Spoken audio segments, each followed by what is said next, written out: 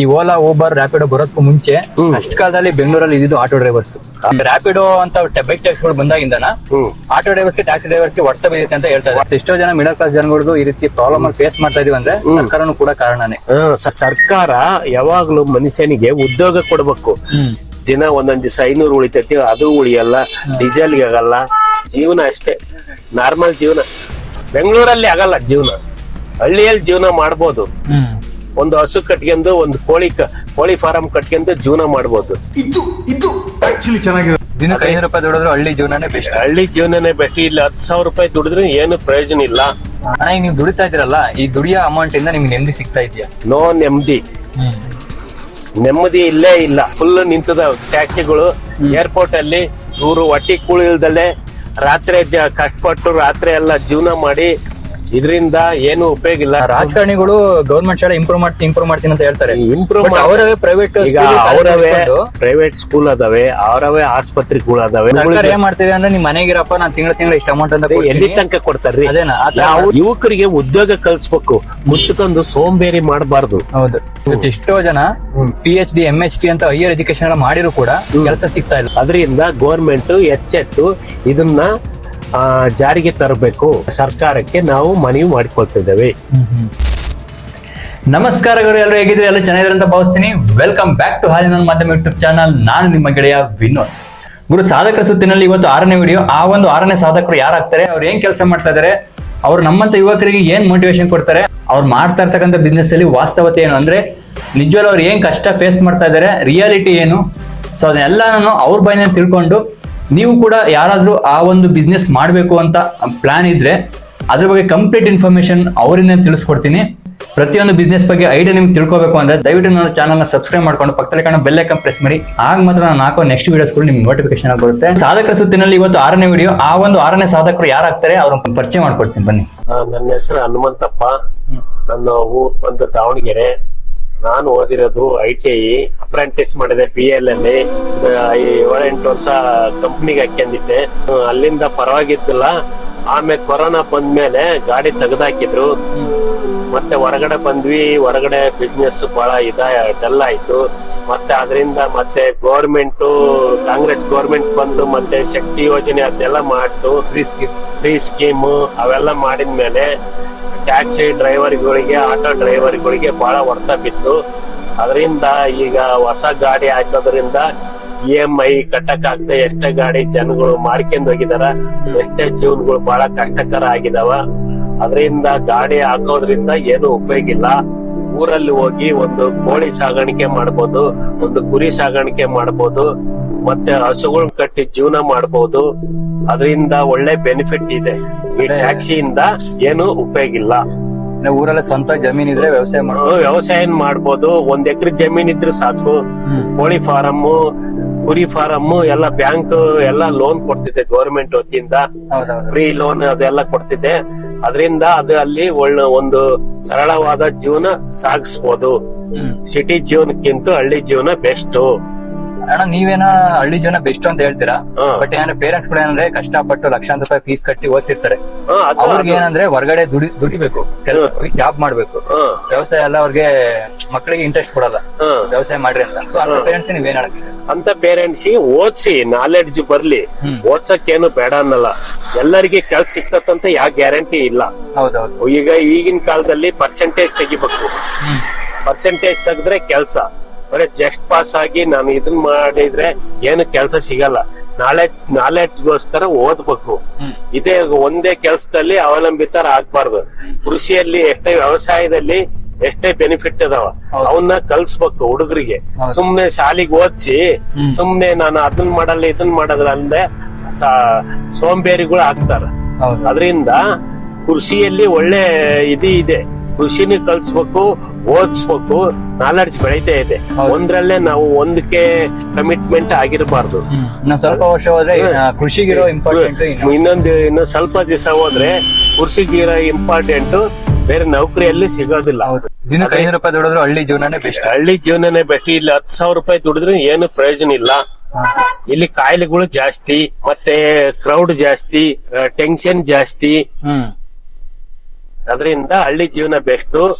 ನಾನು ತಂದೆ ತಾಯಿಗಳಿಗೆ ಏನ್ ಹೇಳುವುದ್ರಂದ್ರೆ ಒಳ್ಳೆ ಹುಡ್ರಿಗೆ ಒಳ್ಳೆ ಜೀವನ ಹಳ್ಳಿಯಿಂದ ಅದನ್ನು ಕಲ್ಸಿ ಓದೋದು ನಾಲೆಡ್ಜ್ ಎರಡು ಇರ್ಲಿ.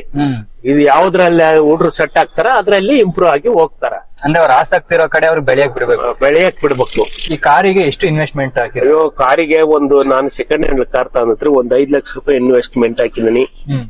ಅದರಿಂದ ಜೀವನ ಅಷ್ಟೇ, ನಾರ್ಮಲ್ ಜೀವನ. ಇಲ್ಲಿ ಹುಡ್ರು ಓದಿಸ್ಬೇಕಂದ್ರೆ ವಿಪರೀತ ದುಡ್ಡು ಬೇಕು, ಆಗಲ್ಲ ಜೀವನ. ಬಾಡಿಗೆ ಕಟ್ಬೇಕಂದ್ರೆ 5,000 ರೂಪಾಯಿ 6,000 ರೂಪಾಯಿ ದುಡ್ಡು ಬೇಕು.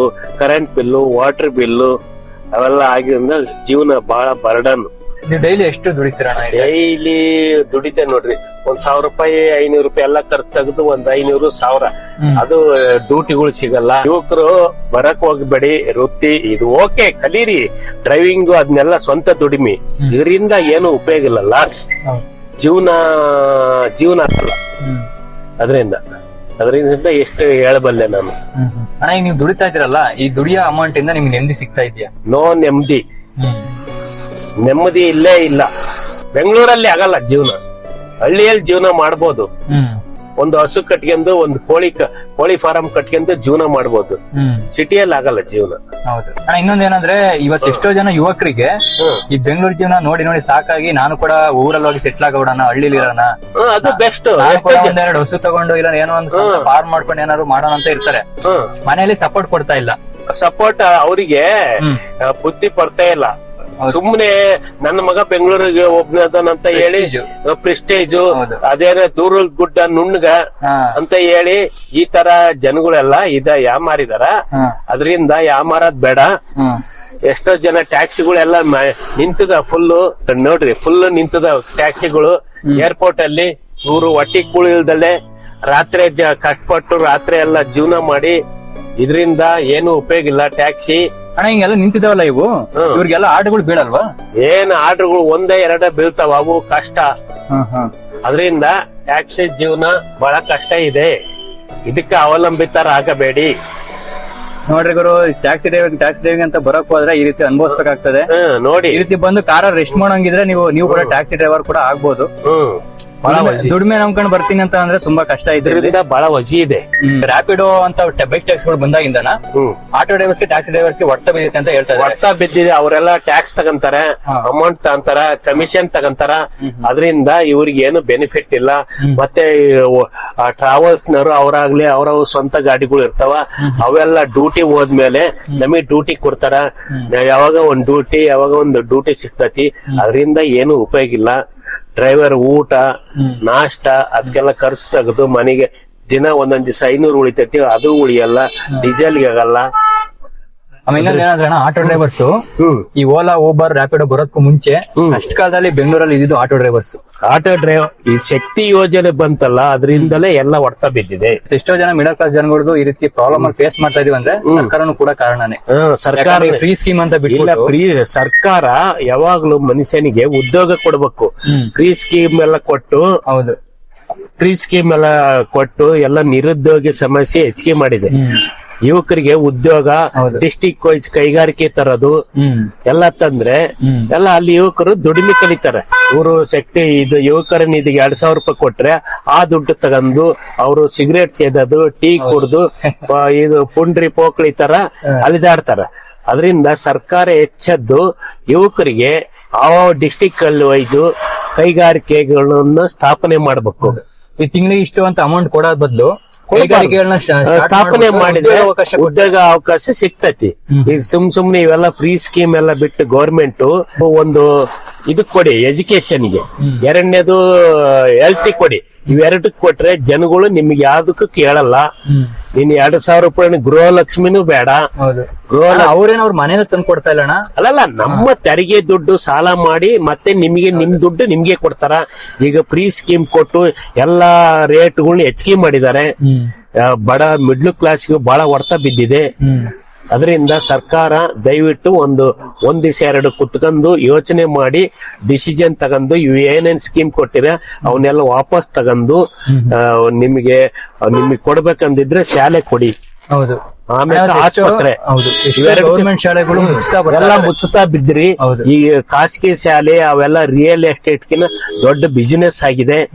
ಆಮೇಲೆ ಇನ್ನೊಂದ್ ಏನಣ್ಣ, ರಾಜಕಾರಣಿಗಳು ಗೌರ್ಮೆಂಟ್ ಶಾಲೆ ಇಂಪ್ರೂವ್ ಮಾಡ್ತೀನಿ ಅಂತ ಹೇಳ್ತಾರೆ. ಇಂಪ್ರೂವ್ ಅವರವೇ ಪ್ರೈವೇಟ್ ಈಗ ಅವರವೇ ಪ್ರೈವೇಟ್ ಸ್ಕೂಲ್ ಅದಾವೆ, ಅವರವೇ ಆಸ್ಪತ್ರೆಗಳು ಅದಾವೆ. ಅದರಿಂದ ಅವ್ರಿಗೆ ಹೆಚ್ಚಿನ ಅವಕ್ಕ ಆದ್ಯತೆ ಕೊಡಲ್ಲ. ಸುಮ್ನೆ ಈ ಜನಗಳಿಗೆ ಒಂದ್ ಅಕ್ಕಿ ಜಾಸ್ತಿ ಕೊಟ್ಟೆ, ಈ ಬಸ್ ಫ್ರೀ ಮಾಡಿದೆ.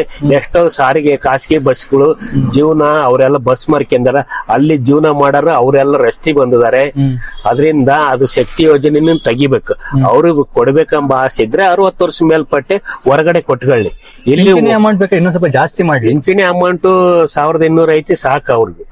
ಮತ್ತೆ ಅವ್ರಿಗೆ ಬೇಕಾದ್ರೆ ಸ್ಕೂಲ್ ಹುಡ್ರಿಗೆ ಬಸ್ ಫ್ರೀ ಮಾಡ್ಕೊಳ್ಳಿ, ಜೆಂಟ್ಸ್ ಅಂತ ಹೆಣ್ಮಕ್ಳಿಗೆ ಗಂಡ್ ಮಕ್ಳಿಗೆ. ಇದರಿಂದ ಏನು ಪ್ರಯೋಜನ ಇಲ್ಲ. ಸುಮ್ನೆ ಸರ್ಕಾರ ಸಾಲ ಮಾಡಿ ಮತ್ತೆ ಇದು ನಮ್ಮ ಬೆಳೆಯುವ ಇದು ಸರ್ಕಾರಕ್ಕೆ ಮತ್ತೆ ಹಿಂದಕ್ಕೆ ಹೋಗ್ತಾ ಇದೆ ಅಷ್ಟೇ. ಜನಗಳು ಏನ್ ಮಾಡ್ತಿದೆ ಅಂದ್ರೆ ನಿಮ್ ಮನೆಗಿರಪ್ಪ ನಾನ್ ತಿಂಗಳ ಇಷ್ಟ ಅಮೌಂಟ್ ಅಂತ ಎಲ್ಲಿ ತನಕ ಕೊಡ್ತಾರ್ರಿ? ಅವ್ರು ಈಗ ಯುವಕರಿಗೆ ಉದ್ಯೋಗ ಕಲ್ಸ್ಬೇಕು, ಕುತ್ಕೊಂಡು ಸೋಂಬೇರಿ ಮಾಡಬಾರ್ದು. ಹೌದು. ಅದರಿಂದ ಸರ್ಕಾರಕ್ಕೆ ನಾವು ಮನವಿ ಮಾಡಿಕೊಳ್ತೇವೆ, ಈ ಫ್ರೀ ಸ್ಕೀಮ್ ಎಲ್ಲ ತೆಗೆದು ಡಿಸ್ಟಿಕ್ ವೈಸ್ ಕೈಗಾರಿಕೆಗಳು ಮಾಡಿ, district wise engineering medical college government ವತಿಯಿಂದ ಮಾಡಿದ್ರೆ ಎಲ್ಲರಿಗೂ ಒಳ್ಳೇದು. ಬಡವರು ಇಂಪ್ರೂವ್ ಆಗ್ತಾರೆ, ಬಡವರು ಮಕ್ಕಳು ಓದ್ತಾರ. ಎಷ್ಟೋ ಜನ PhD MHD ಅಂತ ಹೈಯರ್ ಎಜುಕೇಶನ್ ಎಲ್ಲ ಮಾಡಿದ್ರು ಕೂಡ ಕೆಲಸ ಸಿಗ್ತಾ ಇಲ್ಲ. ಕೆಲಸ ಇಲ್ರಿ, ಎಲ್ಲ ಈಗ ಕಂಪ್ಯೂಟರ್ ಸಿಸ್ಟಮ್, ಕಂಪ್ಯೂಟರ್ ಯುಗ. ಮತ್ತೆ ಇನ್ನೊಂದು ಈಗ 60 ವರ್ಷ ಮಾಡಿದಾರಲ್ಲ, ಅದು ಶುದ್ಧ ತಪ್ಪು. ಈಗ 50 ವರ್ಷ ಆದ್ರೆ ಯಾವ ಕಂಪ್ನಿಯಲ್ಲಿ ಕೆಲಸ ಮಾಡಲ್ಲ. ಅವ್ರನ್ನ 56 ವರ್ಷಕ್ಕೆ ರಿಟೈರ್ಮೆಂಟ್ ಮಾಡಿದ್ರೆ ಇನ್ನು 1,2 ಜನಕ್ಕೆ ಯುವಕರಿಗೆ ಉದ್ಯೋಗ ಸಿಗ್ತತೆ. ಅವ್ರಿಗೆ ಕೊಡೋ ಸಂಬಳದಲ್ಲಿ 3 ಅಪಾಯಿಂಟ್ಮೆಂಟ್ ಮಾಡಬಹುದು. ಅದರಿಂದ ಗೌರ್ಮೆಂಟ್ ಎಚ್ಚೆತ್ತು ಇದನ್ನ ಜಾರಿಗೆ ತರಬೇಕು. ಸರ್ಕಾರಕ್ಕೆ ನಾವು ಮನವಿ ಮಾಡಿಕೊಳ್ತಿದ್ದೇವೆ. ನಿಜ ಹೇಳ್ತೀನಿ, ಟ್ಯಾಕ್ಸಿ ಡ್ರೈವರ್ ನೀವು ಕೂಡ ಆಗ್ಬೇಕು ಅಂತ ಯೋಚನೆ ಮಾಡ್ತಿದ್ರೆ ದಯವಿಟ್ಟು ಒಂದ್ಸಲ ಅಲ್ಲ 100 ಸಲ ಯೋಚನೆ ಮಾಡಿ. ಸುಮಾರು ಜನ ನೀವು ಕೂಡ ವಿಚಾರಿಸಿ. ಆಮೇಲೆ ಇನ್ನೊಂದೇನಂದ್ರೆ, ಈ ಒಂದು ವಿಡಿಯೋದಲ್ಲಿ ಮಾತಾಡ್ತಕ್ಕಂಥ ಟ್ಯಾಕ್ಸಿ ಡ್ರೈವರ್ ಅವ್ರ ಮನಸ್ಥಿತಿ ಬೇರೆ ಇರ್ಬೋದು. ಬಟ್ ಇನ್ನೂ ಇಬ್ರು ಟ್ಯಾಕ್ಸಿ ಡ್ರೈವರ್ ಬಗ್ಗೆ ವಿಡಿಯೋ ಮಾಡಿದೀನಿ, ಅವನಿನ್ನು ಸ್ವಲ್ಪ ದಿವಸದಲ್ಲಿ ಅಪ್ಲೋಡ್ ಮಾಡ್ತೀನಿ. ಸೊ ಆ ಒಂದು ವಿಡಿಯೋಸ್ಗಳು ನಿಮ್ಗೆ ತಿಳಿಬೇಕು ಅಂದ್ರೆ, ಯಾಕಂದ್ರೆ ಒಂದ್ 2-3 ಮಾತಾಡ್ಸಿದ್ರೆ ಕರೆಕ್ಟ್ ಆಗಿ ರಿಯಾಲಿಟಿ ಗೊತ್ತಾಗುತ್ತೆ ಆ ಒಂದು ಬಿಸ್ನೆಸ್ ಬಗ್ಗೆ ಏನು ಅಂತ. ಯಾಕಂದ್ರೆ ಒಬ್ಬೊಬ್ರು ಮನಸ್ಥಿತಿ ಒಂದೊಂಥರ ಇರುತ್ತೆ. ಸೊ ಅದರಿಂದ ಒಂದ್ 2-3 ವಿಡಿಯೋ ಮಾಡಿದೀನಿ. ಆ 3 ವಿಡಿಯೋನು ಇನ್ನು ಸ್ವಲ್ಪ ದಿವಸದಲ್ಲಿ ಯೂಟ್ಯೂಬ್ ಅಪ್ಲೋಡ್ ಮಾಡ್ತೀನಿ. ಸೊ ಆ ಒಂದು ವಿಡಿಯೋಸ್ ನಿಮ್ಗೆ ತಲುಪಬೇಕು ಅಂದ್ರೆ ದಯವಿಟ್ಟು ಸಬ್ಸ್ಕ್ರೈಬ್ ಮಾಡ್ಕೊಳ್ಳಿ. ಯಾಕಂದ್ರೆ ನಾನು ಪ್ರಯತ್ನ ಪಡ್ತಾರೆ ನಿಮ್ಗೋಸ್ಕರ. ಯಾರೆಲ್ಲ ಯುವಕರು ಸ್ವಂತ ಬಿಸ್ನೆಸ್ ಮಾಡಬೇಕು ಅಂತ ಹೊರಟಿದ್ರು, ಪ್ರತಿಯೊಬ್ಬರಿಗೆ ಹೇಳ್ತೀನಿ ಬಿಸ್ನೆಸ್ ಮಾಡಿ. ಬಟ್ ಬಿಸ್ನೆಸ್ ಮಾಡ್ತೀನಿ ಅಂತ ಹೇಳ್ಬಿಟ್ಟು ಏನು ಇನ್ಫಾರ್ಮೇಶನ್ ಗೊತ್ತಿಲ್ದಲೆ, ಹೊರಗಡೆ ವಾಸ್ತವತೆ ಏನಿದೆ ಅಂತ ಗೊತ್ತಿಲ್ದಲೆ ಕೈ ಹಾಕೋಬೇಡ್ರಿ. ಯಾಕಂದ್ರೆ ತುಂಬಾ ಕಷ್ಟಪಡ್ತೀರಾ. ಯಾಕಂದ್ರೆ ಯಾವುದೇ ಒಂದು ಬಿಸ್ನೆಸ್ ಅಲ್ಲಿ ಮೊದಲನೇ ಮೆಟ್ಲು ಮಾತ್ರ ತುಂಬಾ ದೊಡ್ಡ ಗುರು, ತುಂಬಾ ಕಷ್ಟಪಡ್ತೀರಾ. ಸೊ ಅದಕ್ಕೋಸ್ಕರ ಆ ಬಿಸ್ನೆಸ್ ಅಲ್ಲಿ ಈಗಲೂ ಕೂಡ ನಿಂತಿರೋರ್ ಬಗ್ಗೆ ಈ ವಿಡಿಯೋ ಮಾಡಿ. ಅವರು ಸ್ಟಾರ್ಟಿಂಗ್ ಡೇಸ್ ಅಲ್ಲಿ ಏನನ್ನ ಕಷ್ಟಗಳನ್ನ ಫೇಸ್ ಮಾಡಿದ್ರು, ಸೊ ಆ ಒಂದು ಚಾಲೆಂಜಸ್ ನ ಯಾವ ರೀತಿ ಬ್ರೇಕ್ ಮಾಡಿದ್ರು ಅನ್ನೋದನ್ನ ನನ್ನ ಯೂಟ್ಯೂಬ್ ಚಾನಲ್ ವಿಡಿಯೋಗಳು ಬಿಡ್ತಾ ಇರ್ತೀನಿ. ದಯವಿಟ್ಟು ಸಬ್ಸ್ಕ್ರೈಬ್ ಮಾಡಿಕೊಳ್ಳಿ. ಯಾಕಂದ್ರೆ ನಾನು ಪ್ರತಿಯೊಂದು ಮಿಡಲ್ ಕ್ಲಾಸ್ ಯುವಕರು ಸ್ಟಾರ್ಟ್ ಮಾಡಬಹುದಾದಂತ ಬಿಸ್ನೆಸ್ಗಳ ಬಗ್ಗೆ ಐಡಿಯಾ ಕೊಡ್ತಾ ಇರ್ತೀನಿ, ಅವ್ರ ಬಗ್ಗೆ ಇನ್ಫಾರ್ಮೇಶನ್ ತಿಳಿಸ್ತಾ ಇರ್ತೀನಿ. ಸೊ ಈ ಒಂದು ಪ್ರಯತ್ನ ನಿಮ್ಗೋಸ್ಕರನೇ. ಸೊ ನೀವು ನನಗೆ ಸಬ್ಸ್ಕ್ರೈಬ್ ಮಾಡ್ಕೊಂಡು ನಂಗೆ ಸಪೋರ್ಟ್ ಮಾಡ್ತಾರೆ, ನನಗೆ ಇನ್ನೂ ಒಂದು ಎಕ್ಸ್ಟ್ರಾ ಮೋಟಿವೇಶನ್ ಬರುತ್ತೆ. ಈ ಒಂದು ವಿಡಿಯೋನ ಆದಷ್ಟು ನಿಮ್ಮ ಫ್ರೆಂಡ್ಸ್ ಯಾರು ನಾನು ಕೂಡ ಒಂದು ಬಿಸ್ನೆಸ್ ಮಾಡ್ತೀನಿ, ಇಲ್ಲ ನಾನು ಕೂಡ ಒಂದು ಟ್ಯಾಕ್ಸಿ ಡ್ರೈವರ್ ಆಗ್ತೀನಿ ಅನ್ನೋರಿಗೆ ಶೇರ್ ಮಾಡಿ. ಅವರು ಕೂಡ ನಿಮ್ಮಿಂದ ಒಂದು ಚಿಕ್ಕದಾಗಿ ಸಹಾಯ ಆಗ್ಬೋದು. ಸೊ ಇಷ್ಟು ಹೇಳ್ತಾ ಈ ವಿಡಿಯೋ ಮುಗಿಸ್ತಾ ಇದ್ದೀನಿ. ದಯವಿಟ್ಟು ಸಬ್ಸ್ಕ್ರೈಬ್ ಮಾಡ್ಕೊಂಡು ಪಕ್ಕದಲ್ಲಿ ಕಾಣೋ ಬೆಲ್ ಐಕಾನ್ ಪ್ರೆಸ್ ಮಾಡಿ ಸಪೋರ್ಟ್ ಮಾಡಿ. ನೆಕ್ಸ್ಟ್ ವಿಡಿಯೋ ಸಿಗೋಣ. ಅಲ್ಲಿವರೆಗೂ ಟೇಕ್ ಕೇರ್ ಅಂಡ್ ಬಾಯ್. ಈ ಜಗತ್ತಲ್ಲಿ ಯಾವುದು ಪರ್ಮನೆಂಟ್ ಅಲ್ಲ. ನೀನು ನಾನು ಈ ವರ್ಲ್ಡೇ ಪರ್ಮನೆಂಟ್ ಅಲ್ಲ. ಈ MTV ಸಿಟಿ ಯುಗದಲ್ಲಿ ಖುಷಿಯಾಗಿರ್ಬೇಕು.